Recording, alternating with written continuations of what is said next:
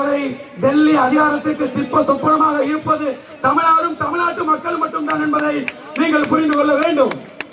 ஒரே ஒரு செய்தி உங்களிடத்தில் பதிவு செய்து விடைபெற விரும்புகிறேன். 1942 இரண்டாம் உலக போரிலே ஹிட்லர் என்கிற கொடுங்கோலன் உலகம் முழுவதும் கைப்பற்றிவிட்டு ரஷ்யாவினுடைய சோவியத் யூனியனை நகரும் போது அங்கே ஸ்டாலின் கிரீட் என்ற ஒரு ஏரியா இருந்தது. அந்த பகுதி சோவியத்தினுடைய பொருளாதார பகுதியாக இருந்தது. ஹிட்லர் முடிவு செய்தான், ஹிட்லருடைய நாசி படை முடிவு செய்தது, அந்த ஸ்டாலின் கிரீட் என்ற பகுதியை நாம் வென்றுவிட்டால் உலகத்தில் இருக்கக்கூடிய அத்தனை பகுதியையும் நாம் வென்றுவிட்டதாக முடியும் என்று சோவியத் யூனியனை நோக்கி அந்த நாசி படை ஹிட்லருடைய ஆட்சி அதிகாரம் ராணுவம் நகர்ந்தது. அந்த பாசிச படைக்கு தெரியாது சோவியத் யூனியனை நோக்கி நகர்கிற போது அங்கே ஜோசப் ஸ்டாலின் என்கிற மகத்தான மக்கள் தலைவன் ஹிட்லருக்கு முடிவுரை எழுதுவான் என்பது தெரியாது.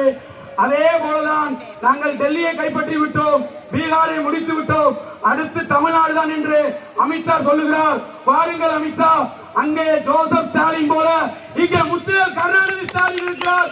உங்களுடைய டெல்லி அதிகாரத்துக்கு தமிழ்நாடு முடிவு கட்டும், ஸ்டாலின் தொடரட்டும், தமிழ்நாடு வெல்லட்டும், ஸ்டாலின் தொடரட்டும், தமிழ்நாடு வெல்லட்டும், ஸ்டாலின் தொடரட்டும், தமிழ்நாடு வெல்லட்டும். நீங்கள் வாக்களிக்க வேண்டிய சின்னம் உதயசூரியன், வெற்றி வேட்பாளர் அக்கா கீர்த்திகா தங்கப்பாண்டியன் அவர்கள். நன்றி, வணக்கம்.